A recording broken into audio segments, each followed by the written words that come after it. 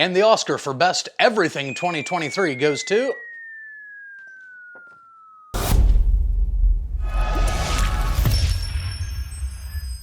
Hey, what's going on, everybody? Welcome to my long overdue review on Oppenheimer. And yes, Christopher Nolan is back.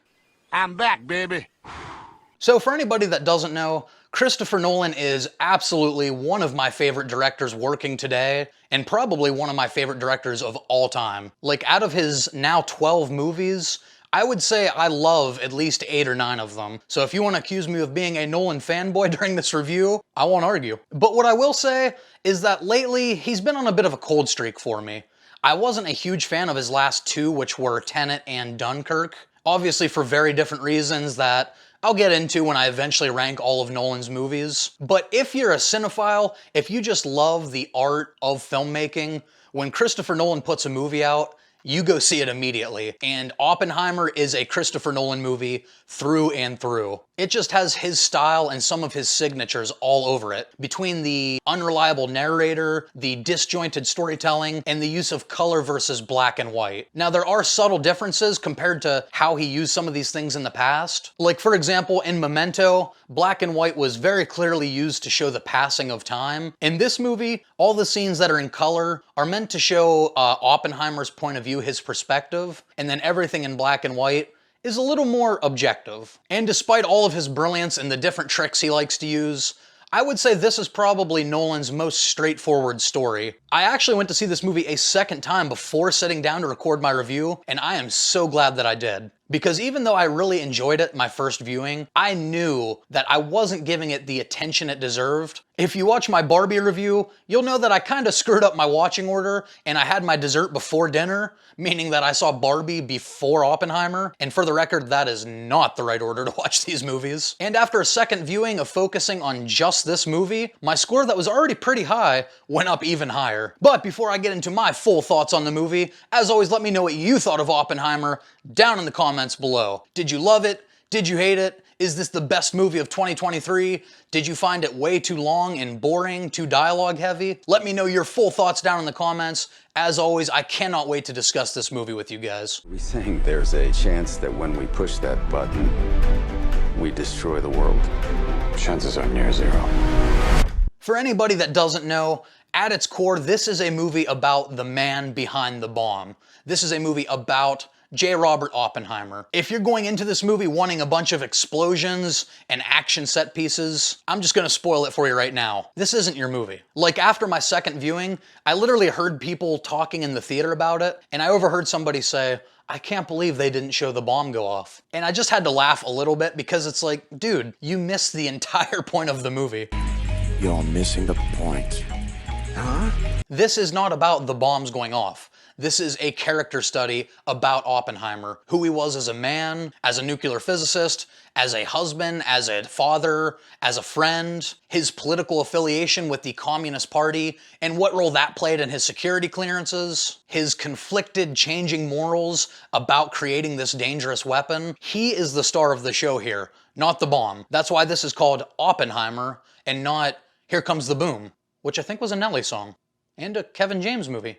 And a POD song. And if you're a history buff, if you're familiar with this source material, during World War II, it was quite literally an arms race between the United States and Nazi Germany as to who can be the first to create this weapon that is capable of single-handedly ending the war. So this story was never about the bomb dropping. It was about the man who created it and the consequences and aftermath of its devastation. 8, 7, 6, 5. So jumping right into the positives, Oppenheimer is very much driven by its central performance. Like, if Oppenheimer doesn't work, Oppenheimer doesn't work.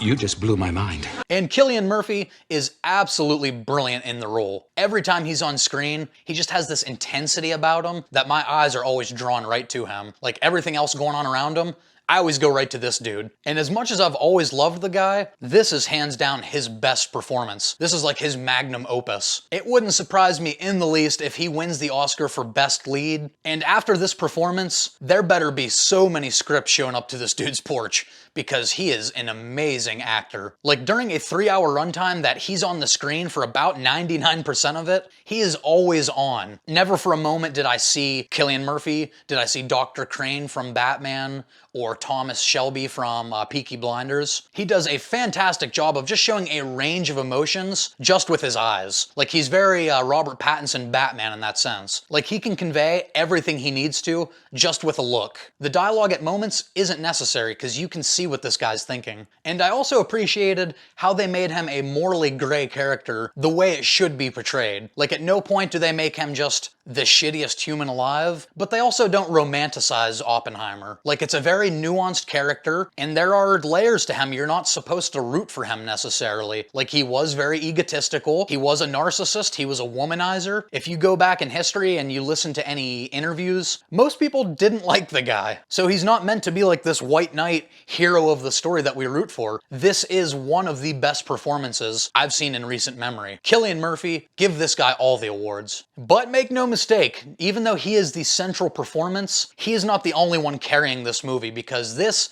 is a stacked cast of people. Because everybody wants to work with Chris Nolan. I can't sit here and name everybody because this would be a 30-minute video, but you have Emily Blunt and Florence Pugh, you have Matt Damon and Robert Downey Jr., you have Josh Hartnett making his return to a big blockbuster, and man, Christopher Nolan just has this way of always getting the best performance out of his talent. And that is because of the respect actors have for this man. If you're going into Gordon Ramsay's kitchen to cook, you're not gonna half-ass it, you're gonna try your best. And after watching this, let me just say, picking the best supporting actor and actress of the year, not gonna be fun. I think they all deserve to come out of this movie. Sorry, Ken. What?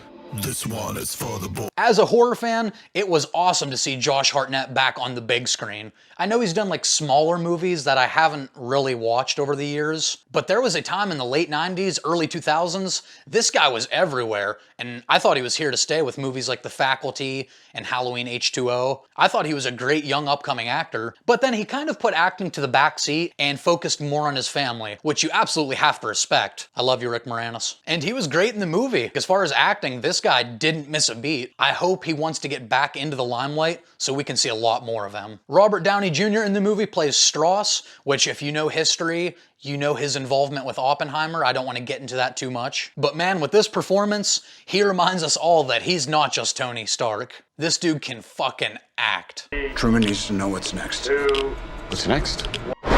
Like any younger people that only grew up knowing him as Iron Man, as Tony Stark, this dude has such a range to him. And don't get me wrong, I love Iron Man, but that was him essentially playing the same character with slight variations for over a decade. So this man gets to spread his wings here, and I hope we see him in a lot more performances like this going forward. Because even though I feel like he wasn't in the movie a ton, he is a character besides Oppenheimer that probably sticks with me the most. On the technical side, we all know what Christopher Nolan brings to the table, so to nobody's surprise, the cinematography, the editing, the score here were all just fantastic.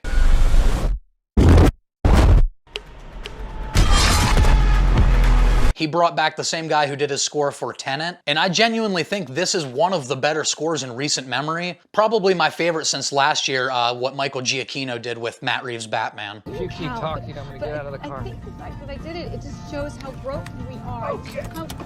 How much we really. But the cinematography, the editing, next level, man. This guy just doesn't miss. Like the way he composes a scene, the lighting, the visual effects with no CGI, which is huge, is just 10 out of 10, perfect. Like, you have these moments where you're seeing through Oppenheimer's perspective, and even though he's trying to hold it together, you can feel like the walls closing in on him, the background's like reverberating, and you can see the PTSD and just the regret, the remorse, the range of emotions that this guy's going through. And while this is happening, you also have like these bright lights. It kind of looks like what would happen when a bomb goes off. And going right along those lines, the big explosion that people are looking for is the Trinity test here, which is about 2/3 through the movie, and it is beautifully done. Like I said before, this is practical effects. There is no CGI here, which for me is a big deal. I am always an advocate for practical anytime you can over CGI. And the whole scene is just this perfect example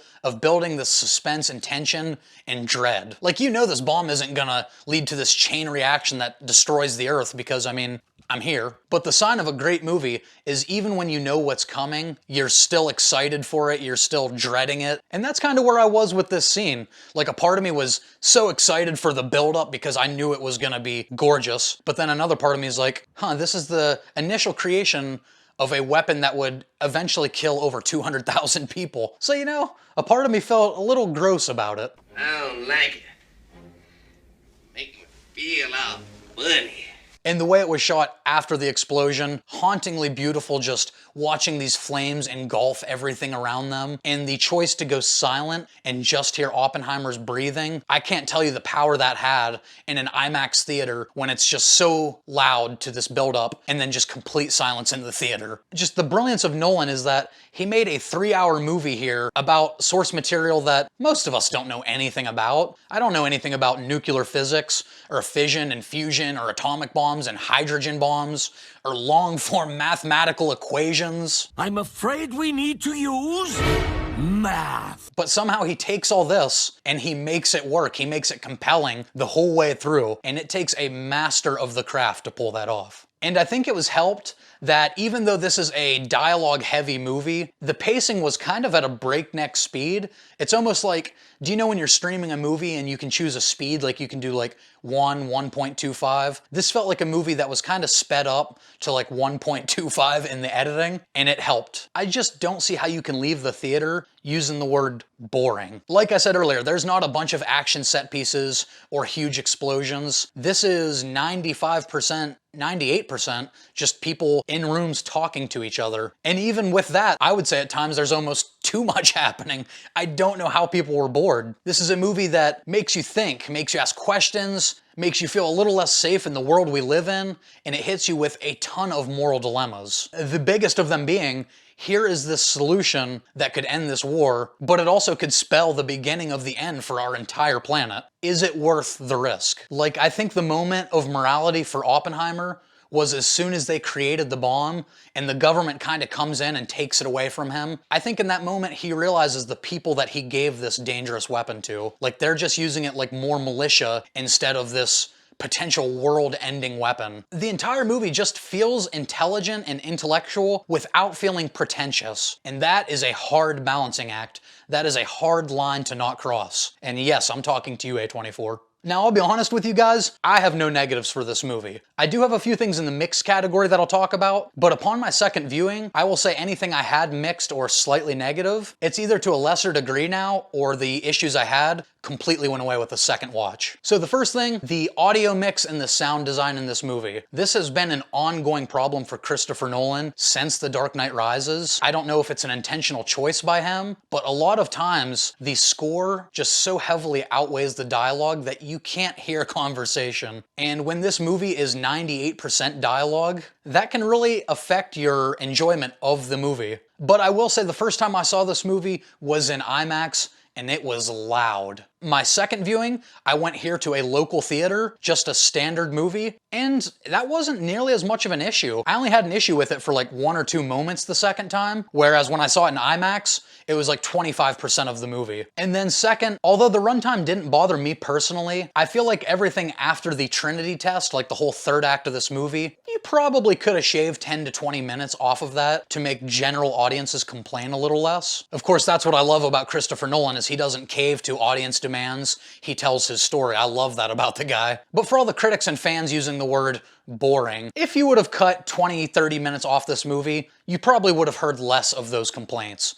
People just don't have the attention span for a 3-hour movie anymore, even if it's a masterpiece. That third act kind of feels like a movie in and of itself, between all the political agendas and the drama and the twists going on. And my only issue with it is I do feel like the movie as a whole lost just a little bit of momentum after the high of that Trinity test. Like, of course you need a natural conclusion, but I feel like they could have told that conclusion in the next 20-30 minutes instead of stretching it out to a whole nother hour. And then my only actual gripe with the movie, I would have liked to see maybe 20-30 minutes of that courtroom drama stuff cut and get a little more of Oppenheimer's personal life, especially with his two big love interests, which are Florence Pugh and then his wife Kitty, which was played by Emily Blunt. The dynamics of their marriage really interested me. Like, they showed hints of maybe alcoholism, perhaps some resentment from Kitty. My favorite line being this scene where Oppenheimer's having a bit of a mental breakdown and Kitty comes up to him and she grabs him by the jacket and she says, "You don't get to commit sin